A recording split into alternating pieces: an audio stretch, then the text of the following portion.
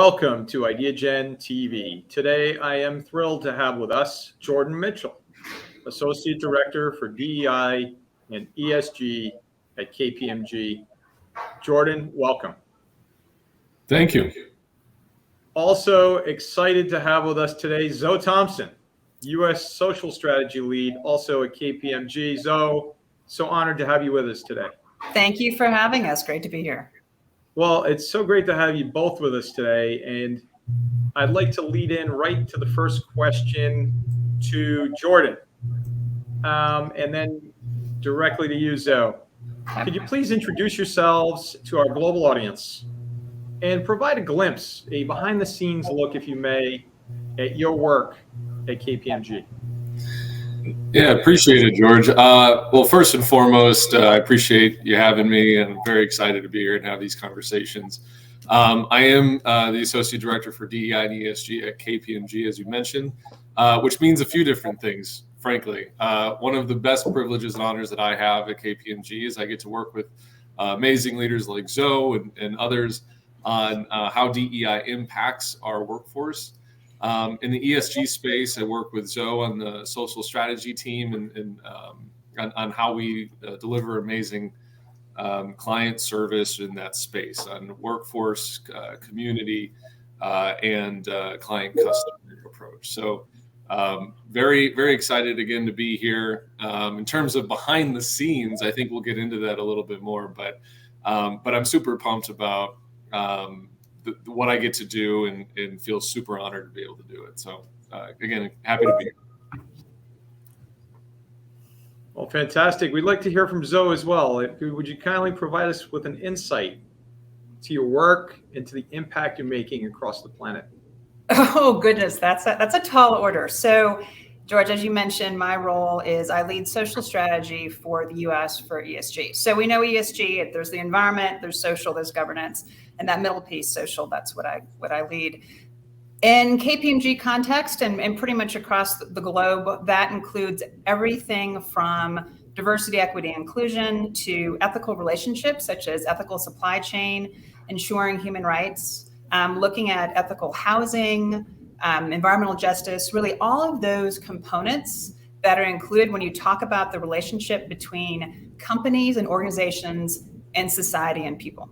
I also, within the US, co-lead our diversity, equity, and inclusion practice. What that means is we help clients who are looking at their own DEI journeys and trying to figure out what they're going to be doing for their organizations, and we help clients work on that. So hopefully having impact on the planet, like you said, definitely really exciting work right now. It's a great time to be working with business because people understand and they value companies caring about society and people, and they know it's really good for business. Absolutely, 100%. And we just stand in awe at the work being led by KPMG in this area, especially ESG. And so, Jordan, what motivated you to pursue a career in DEI and ESG? And how did you begin? How did you even begin to develop an expertise in this area?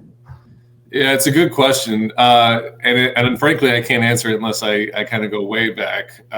So I was born in, I'm not going to do quite that, but I grew up in an environment that lacked a lot of equity. I had a single mom, was raised in an environment that had lots of crime and drug use, et cetera. I had even seen someone get killed in front of me due to gang violence by the time I was 5. And so when you grow up in that environment, you can kind of have this bubble surround you and of limits, where you can go, what you can do, what's possible. And as you get older, that bubble can start to solidify. But thankfully for me, I'm lucky to have my mom, my grandfather, my brother, some amazing family members that were my advocates that really taught me to believe that anything is possible. And so I got to break through that. And then when you start to break through that, you can't forget that. You can't ignore where you come from.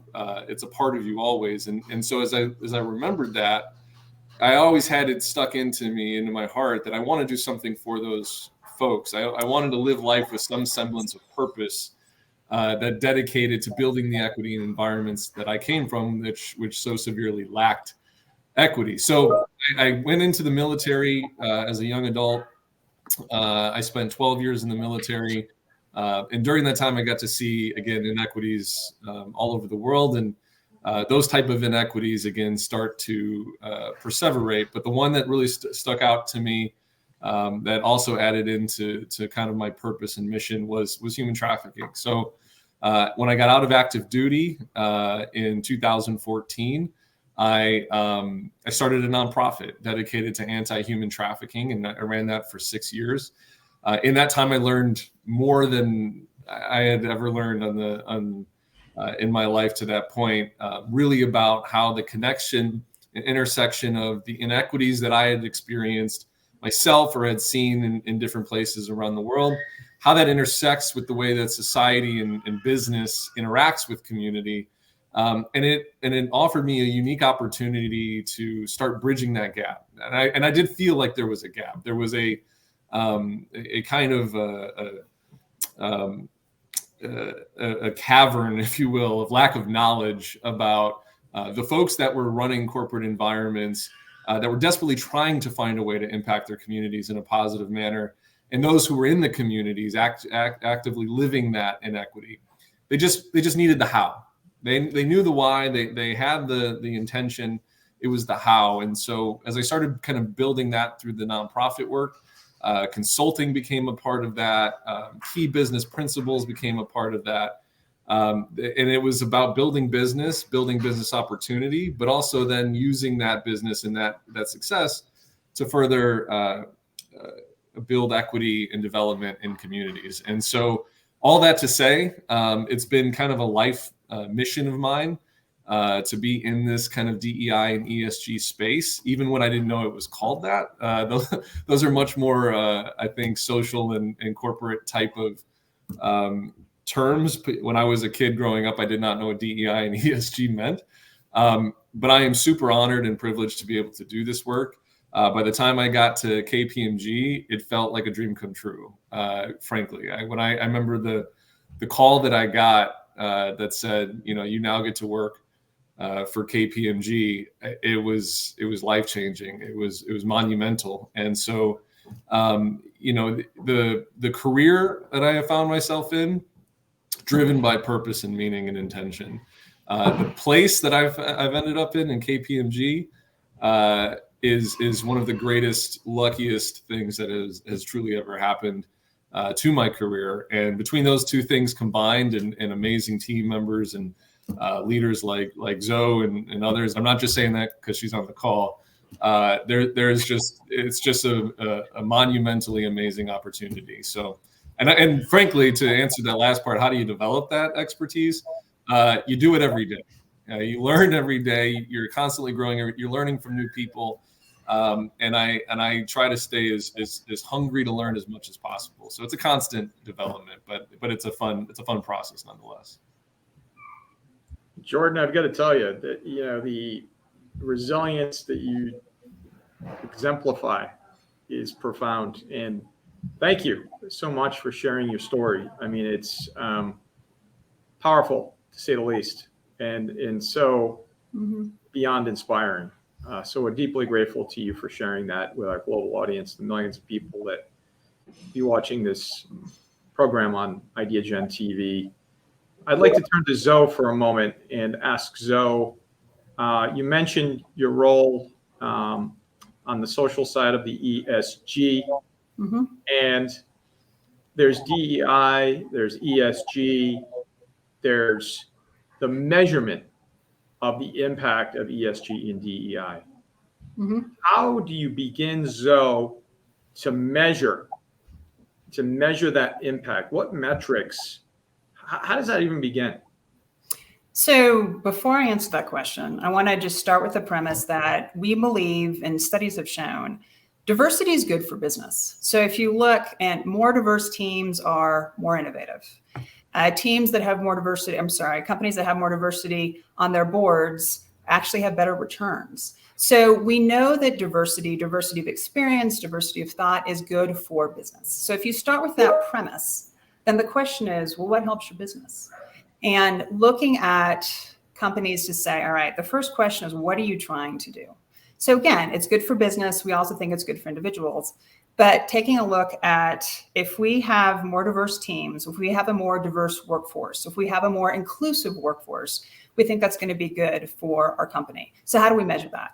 Well, if you're looking at how diverse is your workforce, you can look at the demographics. You should already have that information. How diverse is it at all levels? So not just entry level, not just middle management, not just senior management, also the board, looking across the board. How diverse? And then stepping a little bit back, how diverse is our pipeline?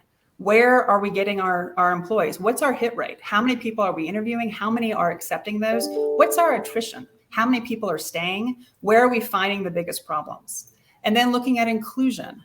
Everybody does employee engagement surveys. How inclusive is your environment? What is the level of satisfaction of your employees at all levels? Are you looking at the demographics? We find for a lot of organizations, they already have a lot of that data. It's looking at it through a lens of diversity and saying, what are those metrics that drive our business performance? And then what is the involvement of diversity and inclusion in those metrics? So again, and if there's one thing hopefully people take away from this, is that this is good for business. And so look at those metrics that drive your business and make sure you're thinking about diversity as well. Absolutely profound. And thank you for that, because I think it's not common for folks to understand exactly how that plays out. How do you begin to measure? How do you begin to measure that impact, which is so profound and can be so profound? And so as we turn to Jordan, you've written a book. Jordan, you've written a book called A Career Unpaved, Insights and Inspiration for a Career in Diversity, Equity, and Inclusion. Could you tell us a little bit about the book? I know it's inspiring, and I know, candidly, I know exactly how much work goes into writing a book, having done it. Tell us about your journey and about the book. Yeah, I appreciate that. And actually, a lot of what Zoe said is some of the inspiration to that. I mean, frankly, the DEI space in general is a space that has existed for a long time. It wasn't always called diversity, equity, and inclusion. I mean, even now, many organizations call it different things: diversity and inclusion, DEIB, JEDI. I mean, it's called many different things, but the core sentiments and intentions of the programming and initiatives that fall under DEI has been around for a long time. What has happened, though, in the last few years has been, unfortunately, due to caused by a lot of tragedy and a moment in time in which the confrontation of the personal and the professional have come together in a way that we didn't expect. In 2020, the pandemic happened, which brought everybody into each other's homes for the first time in really generations, as it came to how we interact with each other and each other's families in our way to doing work. Then you add in the horrific tragedies of the murders of Breonna Taylor and Ahmaud Arbery and George Floyd, and now these sparks of kind of set aflame to a movement that said no one person, no one community, no one entity can be on the sidelines anymore, or tiptoe kind of their relationship with some of these topics and considerations. And so the book really stemmed from the type of conversations that I was having since that 2020 timeframe, which really centered around, I'm passionate about this. I see things on the news. I've been to conversations. We talk about it at Thanksgiving with, sometimes great conversations, sometimes maybe confrontational ones, but we talk about it, and I'm interested in it. Now what? Now what do I do? And so the process of writing the book started years ago when it came down to what are the types of conversations that we all have within those moments, but then also what are the conversations we have with ourselves? Do you know your why? What is your story? Why are you doing the things that you do? And when you think about it, George, you think about every one of us are here the moment we are in, we're here for a specific reason, a series of decisions and experiences that we all have. And it all comes down to everything. I mean, everything around my background. I'm a diehard Chicago Bears fan. That football is signed by Walter Payton. That's pretty cool. I love it.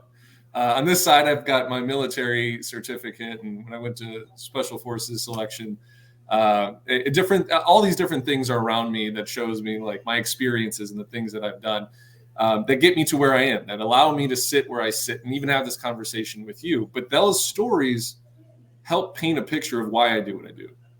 The story we talked about in the introduction of my story and how I grew up, that's painting a picture of why I do what I do. So knowing your why is so incredibly important to also being able to understand what you do and how you do it, and the pathways you choose to make sure you have that greatest impact. And so the knowing your why part is a big part of that book. But then once you know your why, and once you kind of have that feeling, that motivation to do it, then what? I mean, what do you do from there? And one of the greatest kind of opportunities I saw and I've seen in these different conversations has been knowing the system of guardrails, knowing the next step, knowing the path that you can take is really important. And so I share a lot of guiding principles in the book around being strategic, operational, and relational. I talk about the type of personas you're going to have to deal with in the space of DEI and ESG around being champions and supporters, challengers and blockers, and then also ultimately how different figures and moments in history can help inspire us and give us something to think about as we move forward into the future in the space of DEI and ESG, but also just as a society in general, in a way that the corporate can really be a part of the efforts of change, but then show valuable impact. Frankly, all that I just said is really important, but if you can't measure it, if you can't show value and quantify the actual impact, we can lose a lot of ground. And so that's also deeply in the book and ingrained in what we do. And Zoe talked about it. And her and I, we can go on academic conversations for hours about this. It's so incredibly important. And so the book is kind of a rounded out introduction of all of those different principles. And so, Jordan, so much work going into the book, all about inspiration and inspiring others. What actually inspired you? You've highlighted a lot of different areas, but what was that major inspiration to sit down and write this book? Two things. One, me as a child. When I was a kid, I mentioned the environment I grew up in. I valued escapism, if I'm being honest. I did not enjoy the things that I saw when I looked around the room or looked around my community. I remember I'd be playing out in the front yard, and my yard, mind you, was maybe 10 foot by 10 foot at most. And a car would drive by, and I'd run behind a tree because I was scared about whether or not I'd be a target or something. It happened all the time. We used to sleep on the floor to avoid drive-bys, and we had bullet holes in our windows when I grew up. And so that environment makes you feel like you want to escape. And writing for me became that escape early. Now, I've always wanted to write a book. When I was young, that book might have been dragons and visiting other planets and that type of escapism. Today, it's not so much escapism as much as it was opportunity, because that's really what escapism is anyways. It's opportunity. And I saw an opportunity to take the conversations I was having and put it in the form of a book. And in terms of what inspires me, that second thing is the people I get a chance to talk to. It's the people I get a chance to work with, the amazing, incredible, underrepresented candidates and clients and employees and colleagues I get to work with every day that have incredible stories. And there's just such an amazing opportunity to do something great. And frankly, if there's nothing else in the world that I do, and I can just help change one individual life, then this life will have been worth it. And I treated the book in the exact same way. If one person can be impacted in a way that can help change lives, it's worth it. And that's ultimately what inspired me to finally sit down and start typing. And When you think about that motivation to inspire others to change at least one life, my gosh, I mean, it says it all, Jordan. And we're all, as a global audience, deeply grateful for everything that you're doing and for the time you took to help share this inspiring piece of work with the planet. That is profound. We'll ask you a little bit later to tell us all how we can order and get this book. But until then, I'd like to continue and also ask Zoe. So Zoe, you're building all of these relationships with external organizations, and how does that even begin? I mean, you've got stakeholders, you've got external organizations. How do you work with these entities? How do you begin to do that to advance KPMG's DEI and ESG agenda? Well, so there are a couple things. I mean, so we are, as a firm, deeply committed to ESG and DEI. We have our Accelerate 2025, which set out targets for our workforce. We set those out in 2020 with a plan of how we're going to achieve greater diversity by 2025. But we also work with other companies. And that is where we have some of our greatest impact, is helping other organizations with their DEI and their ES journey. And I want to touch on what Jordan talked about knowing your why. And knowing your why is really important for a company as well. And that's one of the first questions we ask when we are engaged to work with organizations is, why are you doing this? Explain to us why you're doing this. And that is a very surprisingly revealing question. We find some organizations that'll say, you know what, I just want to make sure that I'm consistent. I'm looking at my peers, I'm seeing what they're doing. I don't want to be an outlier. So I want to see how I'm doing so that I'm not one of the bad guys. And then we have organizations that say, I really think that diversity is critical to my business strategy, and I want to lead with this. I believe it's critical to my workforce. I believe it's critical to how I engage with customers and society as a whole. And there's a real spectrum there, and there's a range in between. And so the question is, what is your why? Why are you doing this? And who's leading that? So Jordan talked a lot about that passion. And what we see with companies is, if you're going to be successful in your own DEI journey, you have to have that passion. Somebody has to deeply believe this is critical. This is important to my organization. This is important to my people. I care. However, if you only have the passion and you don't also understand the impact to your business, it's not going to work either. And so what we find is with organizations, you need to have that why that combines both the leadership and the commitment, as well as the understanding this is actually going to be positive for our top and bottom line. And that conversation, that combination of the two, because, and you can see this with organizations, people have their passion projects, and those are great. But if you haven't tied those to the business metric, then other passion projects will take precedent. And if you only have a project or initiative that only has the numbers and there isn't the leadership behind it, it also loses steam. So it's important, and KPMG believes that as well, and we've tied it to our business, but we have those conversations with other companies saying, hey, this is a journey. This is something that, as Jordan said, we're talking about ESG in a new way, and that's really exciting. But fundamentally, the principles behind business are the same, which is, how do we allocate scarce resources? How do we figure out the best way to take care of our people and our customers and our shareholders? And we believe that ESG and DEI is really an incredibly critical part of that.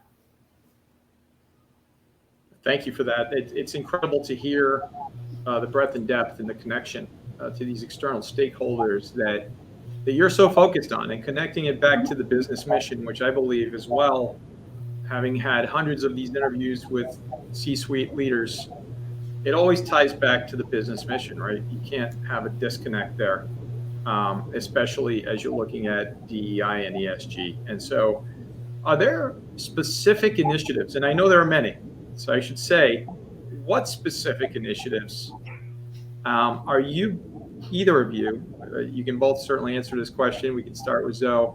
Most proud of? What are you most proud of that you've worked on at KPMG?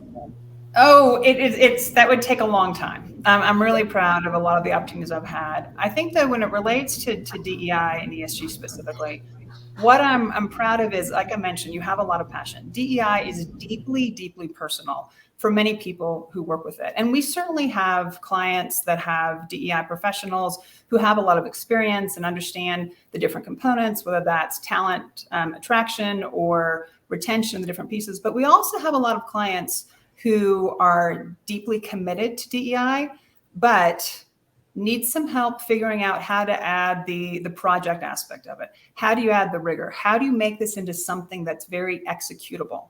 And so where I am the most proud is when I've been able to help teams that have the passion, the commitment, and then we add the other elements so that it's something they can actually execute, where they can go to their leadership and say, here are the 5 things we're going to do. Here's how it's tied to our business mission. Here's how we're going to measure progress. Here's how we're going to see progress over time.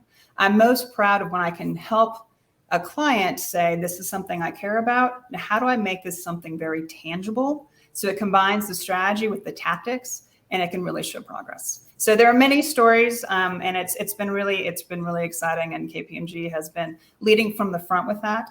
But it's been great to see the combination, because at the end of the day, we want to measure impact.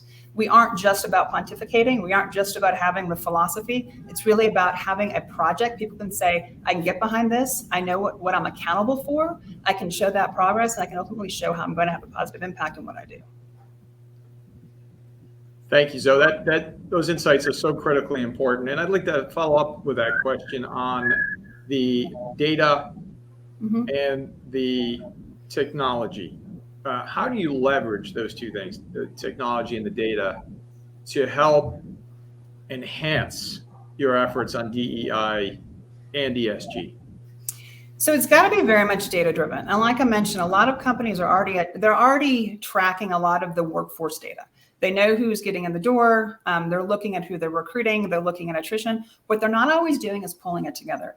One of the things we've seen with ESG as a whole is because, again, there are elements of ESG that have been around for quite a while, but they're oftentimes in disparate parts of the company. So we will see that, so for the 10Ks, we have certain information here. For HR, we have information here. What companies aren't always doing very well is looking across and saying, if I'm looking at what all needs to be included to successfully discuss ESG, here are all the different elements. Here are all the different departments. In some cases, it's kind of cobbled together. And so it's really important that the data is pulling from multiple systems, that there's ultimate transparency, and there's accountability. Without that, it is very difficult to make that business case that we're talking about. So what we see for a lot of companies, it's not just a question of data. It's about question of transparency of data, and then also the organizations behind it, so that people are having the free flow of information and communication and not blocking because of silos or different departments. You see a lot of times, this is as old as time, the right hand, the left hand aren't really knowing what the other is doing. And for ESG, it is so critical that somebody has accountability for all of that, can look and figure out where's all the data coming from, how can it be integrated, and then ultimately how can the accountabilities be driven based on that. And so, Zoe, as we look at the future of DEI and ESG, how do you envision KPMG evolving in this space? So you're going to hear me say it again. It's about business impact. Where I see evolving, what I think we had such a reckoning in the United States that obviously spilled out into the rest of the world. So when we talked about where are we with diversity, where are we with inclusion, you had a lot of companies saying, I'm not where I want to be. That for a long time, people thought of these activities as corporate social responsibility. They very much thought Monday through Friday, I do my business. On Saturday, then maybe I'll get together with some people on my team and we'll go volunteer. And then we've done our part to be good corporate citizens. And what happened is that companies said that's not enough. We need to be more involved. We need to show our impact. We need to really integrate this into our business strategy. That was great. That awareness was fantastic. And I'm really thrilled about that. What you see happening now and where I see us going is saying, all right, that's great. We've started doing things. That's great. We've started thinking about our business in terms of DEI. Now, how do we actually track accountability?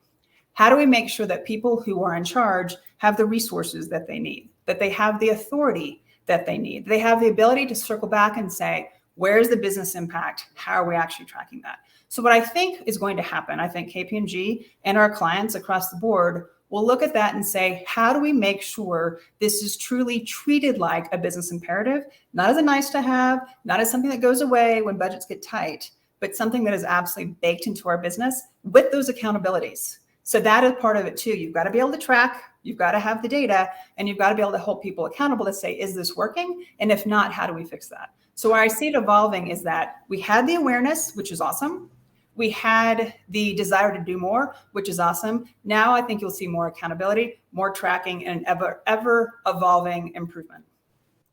And real quick too, George, I want to comment as well on the talent side of this. I mean, when you think about the future generations that are entering the workforce now, this is becoming not just a like nice to have, it's becoming a requirement for that talent. They're looking at organizations saying, what are you doing? And because more now than ever, we see that actually female graduates outpace male graduates. We see that underrepresented talent in every different community are graduating at significantly higher rates than they were 10 years ago or even 5 years ago. That means that we need to have organizations consider and prioritize the experience of the talent as they come into the organization.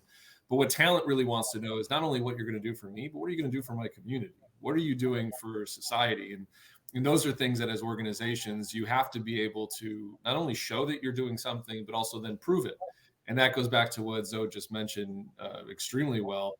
And what I get really excited about working with organizations and clients with is now that you want to do something, now that you're talking about doing something, let's go do it. And then let's start measuring that. Let's start proving out that we're making impact and that we're going to continue to prioritize maximizing that impact with the resources that we have available.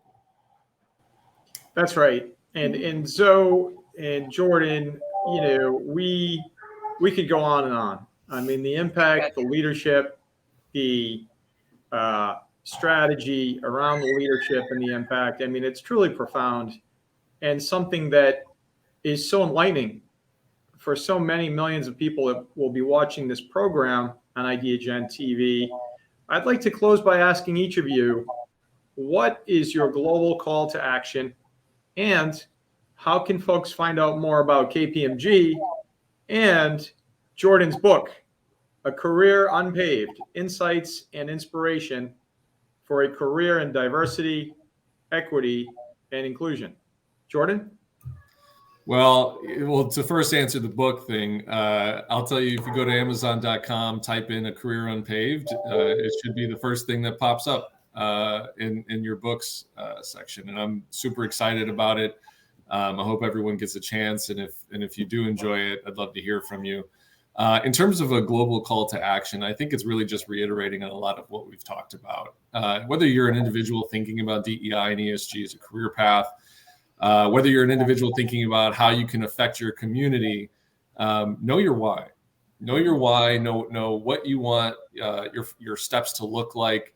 The whole reason I called the book A Career Unpaved is based on the metaphor that most of what we've done in our environments and our communities is something that has been easy for us. Not easy like it's not hard to get where you got, but there's a paved aspect to it. It still requires you to walk on that road, drive on that road, but somebody had to find that. Someone had to discover it. Someone had to lay down the groundwork and the asphalt, et cetera, right? And that DEI and ESG is in the moment where you're standing on the edge of that road. You're looking out into this lush forest of opportunity, to be cheesy for half a moment.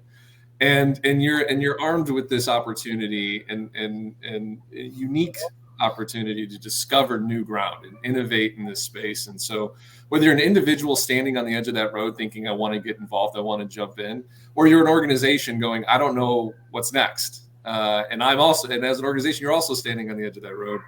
I ultimately would say, know your why, start identifying your future pathway. And as Zoe has mentioned, extremely well multiple times, find your systems of measurement, find your opportunities to show tangible progress. Mm-hmm.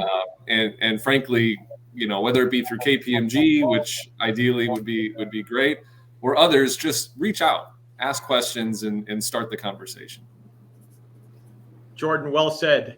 We'd love to hear the closing from Zoe on your call to action and how can folks find out more about your incredibly impactful work at KPMG.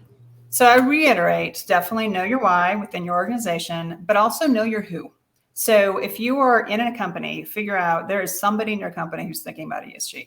Are they thinking about all aspects of it? Are they thinking about, they brought everybody to the table, and figure out what that is? Ask what they're doing, ask where they're getting their data, look at the transparency of information and see how you can be a part of it.